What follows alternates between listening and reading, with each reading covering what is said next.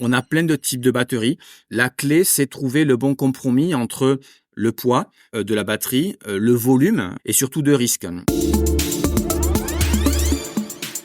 Bonjour Patrice Duboé, Bonjour Jérôme. directeur de l'innovation pour l'Europe du Sud chez Capgemini. Ravi de vous accueillir à nouveau dans Monde Numérique pour ce rendez-vous en partenariat avec Capgemini dans le cadre du rapport annuel Technovision. Et pour parler aujourd'hui d'un sujet brûlant, si j'ose dire, les batteries. Les batteries, c'est devenu vraiment un élément industriel stratégique aujourd'hui, Patrice. Oui, en fait, qui n'utilise pas de batterie aujourd'hui? Nous, en ce moment, sur nos téléphones, sur nos PC, parfois sur nos voitures, même tout le temps. Si nous avons une voiture, il y a forcément une batterie. On parle même de moto, dans nos maisons avec des panneaux photovoltaïques. Donc oui, les batteries, c'est un usage qui va de pair avec l'électrification et la décarbonation de l'énergie au niveau français et au niveau mondial. Alors c'est un secteur technologique qui évolue, peut-être pas assez vite au goût des utilisateurs. Où en sommes-nous aujourd'hui ? Il y a encore beaucoup de progrès à faire au niveau technologique. Pourquoi ? Parce qu'on aimerait que les batteries soient plus puissantes, durent plus longtemps et soient plus rapides à charger. Donc, une fois qu'on a dit ça, ça explique un peu l'engouement qu'on va avoir sur les batteries. On peut rappeler les montants investis dans ce domaine-là, plus de 300 milliards de dollars investis l'an dernier par les États-Unis, par l'Europe et bien entendu par l'Asie avec la Chine en premier lieu. Et donc voilà, il y a beaucoup d'espoir, dont beaucoup de promesses sur le marché. Pourquoi autant d'investissements ? Parce qu'on sait que c'est un marché qui va croître, nos besoins augmentent sur le besoin de batteries dans tous ces domaines. Et donc le marché des batteries qui était de 60 milliards en 2023 devrait doubler dans les 8 à 10 ans. Donc ça explique l'engouement, les besoins poussés par nous tous et donc des recherches et beaucoup d'engouement auprès des industriels. Alors si on prend un peu de recul macroéconomique, comment est organisé ce marché de la batterie au niveau mondial ? Alors, pas de surprise, en numéro 1 sur la plus haute marche du podium, nous avons la Chine. En fait, la Chine a investi depuis très longtemps. On peut dire que sur ce côté stratégique, ils ont devancé tout le monde, hein. Ils sont allés chercher les matières rares qui sont utiles aujourd'hui pour la production des batteries. On a entendu parler de lithium, de cadmium, de manganèse. Donc ça, ce sont des terres rares. Donc il y en a peu dans le monde. Il faut aller chercher. Et la Chine a réussi à prendre la main sur ces matières rares. Donc aujourd'hui, la Chine est le premier producteur mondial des batteries lithium-ion. Donc les 3/4 de la production de ces batteries est faite en Chine. Mais lorsqu'on prend une batterie, donc on va devoir trouver dans la terre les composants nécessaires pour la batterie. Ensuite, on va créer ces batteries et ensuite, il va falloir les assembler. Donc, on a la cathode, l'anode, des liquides ou des solides. Et il est important de rappeler que 25% des batteries au niveau mondial sont assemblées en Europe. C'est pour ça que vous avez entendu parler des gigafactories avec Verkor, avec ACC, dont on parle aussi de reprendre ces compétences en Europe. Pourquoi ? Pour un point de vue de souveraineté, de stratégie. Donc, les États-Unis, l'Europe veulent reprendre la main pour ne pas être totalement dépendants de la Chine et de l'Asie pour la production, l'assemblage et la vente des batteries. Alors quelles sont les technologies utilisées par les batteries qu'on utilise tous les jours ? C'est toujours le lithium-ion qui domine ? Oui, aujourd'hui, sans aucun doute, c'est vraiment ce qu'on va retrouver, surtout dans les téléphones, dans les principales batteries. Alors, on est parti d'où ? La plupart d'entre nous ont connu, on va dire, l'ancêtre des batteries, mais qu'on a encore beaucoup dans nos voitures, c'est-à-dire les batteries acides, où on devait remettre de l'eau lorsque il en manquait un petit peu. Mais aujourd'hui, le marché, c'est essentiellement du lithium-ion avec des composants LFP, du NMC, et on veut évoluer là-dessus. Pourquoi ? Parce qu'on sait qu'il y a un manque de ces matières rares. Donc la prochaine évolution dans 2-3 ans, c'est sodium-ion. Donc derrière sodium, on comprend le sel. Donc on comprend bien qu'il est beaucoup plus facile, beaucoup moins cher d'aller extraire du sel et de faire des batteries à base de sodium plutôt qu'à base d'autres terres rares. Donc ça, c'est la prochaine évolution.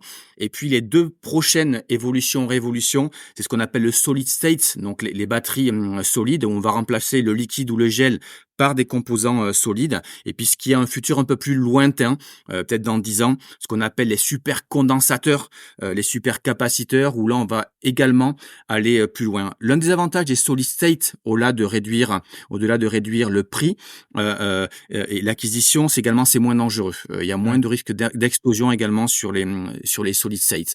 Mais après, il est intéressant de voir que selon le type de batterie, on n'a pas les mêmes composants. Si on prend Tesla, on pense voiture électrique, la majorité de la batterie, c'est du nickel. Si on prend nos téléphones, que ce soit de l'Apple, du Samsung ou autre, la majorité, ça va être du cobalt. Si on prend une voiture qui était historiquement vue comme hybride avec la Nissan Leaf, là on est plutôt sur du manganèse. Et puis si on est sur les batteries Tesla qui alimentent les maisons, ce qu'on appelle les Tesla Powerwall, là on est plutôt sur du manganèse. Donc vous voyez que selon l'usage, selon la marque, selon le domaine, on n'a pas forcément les mêmes types de batteries. Et puis on voit régulièrement apparaître de nouvelles promesses, je dirais, dans tel pays, ça y est, on a découvert une super batterie qui marche avec de l'eau, dans d'autres pays, tiens, une super batterie qui marche avec du papier, j'en sais rien. Est-ce que ces innovations un peu éparses ont des chances de s'imposer, ou ça restera toujours finalement des épiphénomènes ? Alors là, encore une fois, il faut faire attention entre les effets d'annonce, le buzz et l'innovation. On a tous entendu parler un jour, lu un article en disant « Révolution, on a inventé une batterie à base d'eau ». Bon, si c'était vrai, je pense que ça fait longtemps qu'on aurait franchi le pas. Ce sont les technologies qui sont complexes. Sinon, on aurait trouvé la clé depuis longtemps.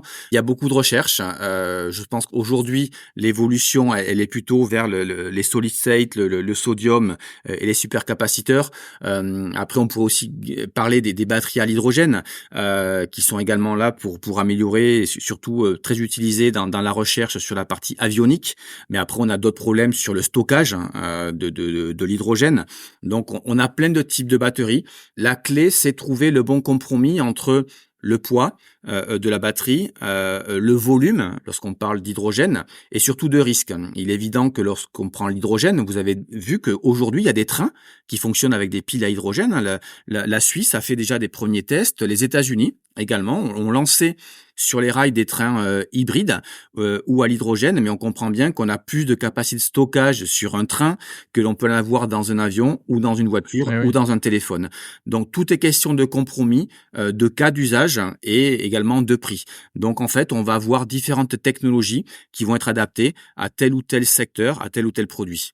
Quand on parle de batterie, il y a évidemment un sujet super important, une question qui revient régulièrement, c'est la question du recyclage de la batterie, parce qu'on sait que tout ça, ce sont des produits polluants. Où est-ce qu'on en est des recyclages de batteries ? Est-ce qu'on est face à un vrai problème environnemental aujourd'hui, ou bien on commence à voir un peu le bout du tunnel ?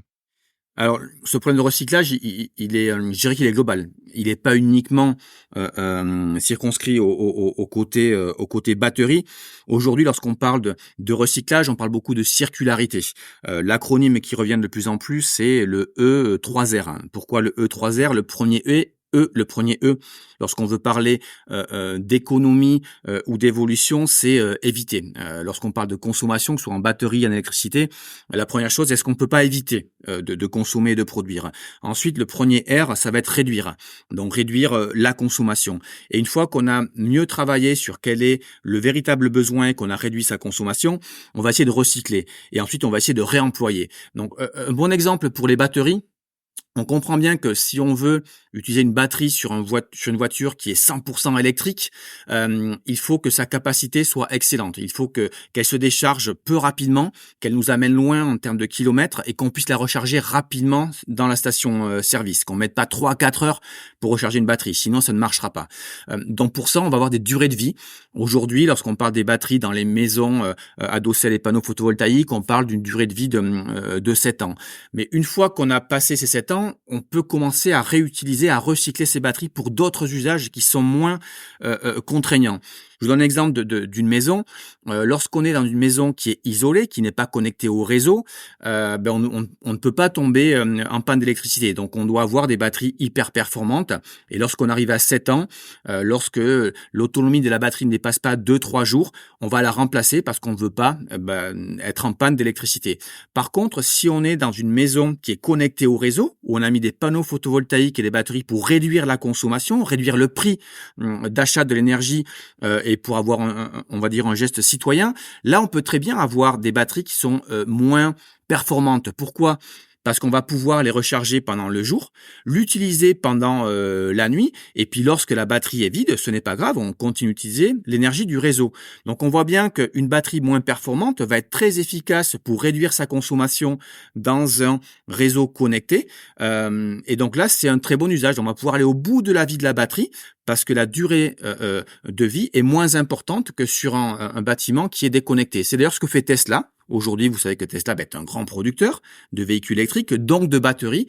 Et lorsqu'ils arrivent en fin de vie de la batterie pour la voiture Tesla, ils vont recycler ces batteries pour les fameux Powerwall, donc les batteries qu'ils installent dans les maisons avec des panneaux photovoltaïques, pour pouvoir augmenter la durée de vie des batteries. C'est quelque chose que l'on commence à voir également dans les entreprises qui veulent s'équiper et on pourrait recharger les véhicules, par exemple, des collaborateurs d'une entreprise par ces systèmes de panneaux photovoltaïques et des batteries qui sont utilisés pendant la journée lorsque les gens sont au bureau. Ouais, on comprend bien que, avant de parler de fin de vie, il y a une deuxième vie, il y a du reconditionnement en fait, il y a une réutilisation, même si ce sont des batteries qui ne sont plus efficaces qu'à 70 ou 80%, finalement c'est pas grave Tout à pour fait. une habitation par exemple. L'idée, c'est vraiment d'optimiser et d'avoir une durée de vie la plus longue possible. Un point qui est très important aujourd'hui, on voit que la recherche a bien avancé. Aujourd'hui, on commence à avoir des batteries. On comprend qu'une batterie, elle s'use, c'est comme une pile. Ce qui est intéressant, c'est de voir aujourd'hui sur les dernières batteries, on a une dégradation qui va pas aller au-delà de 2% par an. Ça veut dire que Oui. lorsque vous la rechargez à 90% au bout d'un an. Ça veut dire quoi ? C'est-à-dire que pour une voiture, aujourd'hui, il est raisonnable de penser qu'on va pouvoir garder une batterie pendant 20 ans. Et donc, pour garder une batterie pendant 20 ans dans une voiture, on se rapproche de la durée de vie d'une voiture. Regardez les batteries qu'on utilisait dans nos voitures il y a 15-20 ans.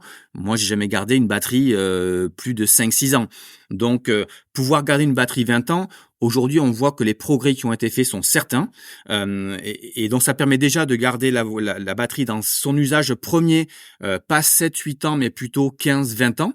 Et de là, on peut en plus améliorer sa capacité en ayant un second usage qui va être moins contraignant pour rajouter, pourquoi pas, 5 ou 10 ans de plus. Donc là, on s'approche à des chiffres qui sont plutôt encourageants entre l'augmentation des capacités par la recherche, au niveau, encore une fois, de la chimie, de l'électricité, le meilleur usage et un côté circulaire sur le recyclage des composants. Et où en est l'industrie du recyclage ? Alors aujourd'hui, c'est un écosystème qui se met en place. Les États sont partie prenante. Capgemini a travaillé sur une étude avec le SNBC pour travailler justement sur ces capacités circulaires. On s'aperçoit que si on veut aller vers une meilleure de meilleurs plans pour avoir une énergie décarbonée, la partie recyclage circulaire, elle est indispensable. Donc c'est pour ça qu'on se doit de produire des batteries au plus proche des consommateurs. Donc c'est pour ça que les États-Unis, l'Europe veulent produire plus de batteries sur nos territoires, parce qu'on comprend bien que transporter des batteries sur des porte-conteneurs depuis l'Asie, ça a un coût carbone qui est certain. Et pareil pour le recyclage. Donc plus on aura une consommation, on va dire, pour pas dire locale, mais circulaire, ça va permettre d'avoir de meilleurs usages et d'aller vers une énergie qui est moins carbonée que ce qu'on peut avoir aujourd'hui. Merci Patrice Duboé, directeur de l'innovation pour l'Europe du Sud chez Capgemini. Et on peut retrouver toutes ces informations dans le rapport Technovision de Capgemini. Merci beaucoup.